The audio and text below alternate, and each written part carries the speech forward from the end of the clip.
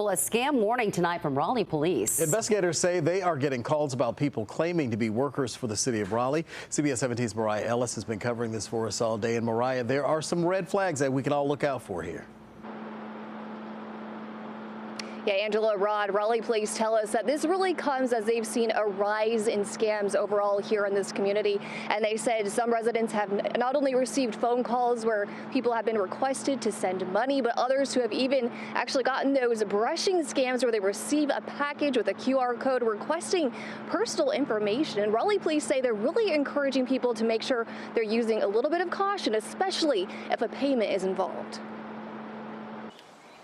Raleigh police warning neighbors of a recent scam, one not through email or even by phone, but coming with a knock at your door. They'll say that they're either working for the city through public works, through sanitation, something along those lines, and they'll tell them that, there's a code violation. Lieutenant David Davis says it's a scam currently on their radar, with officers responding to at least 5 reports in southwest Raleigh in recent weeks. Davis says most calls described individuals wearing light-colored work vests, claiming to do work on sidewalks and driveways required by city code, in some cases even spreading a light layer of concrete before asking for a payment. Tell them that, there's a code violation out in front of your house.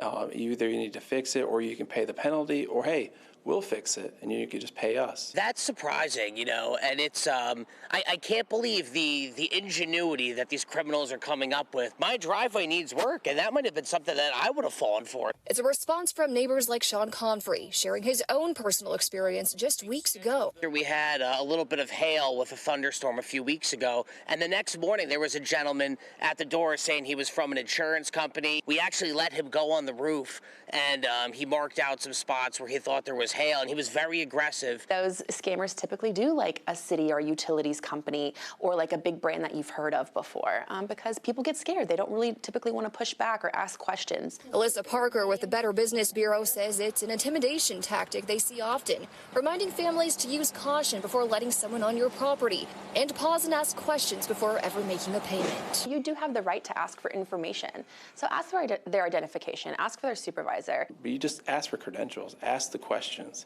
because that's the part they're not prepared for. And Raleigh police tell us that this has really impacted some of their older adults. The BBB says also to make sure that you're contacting your bank if you have proceeded to make a payment, to make sure that doesn't go through. And Raleigh, Mariah Ellis, CBS 17 News. All right, Mariah, thank you so much.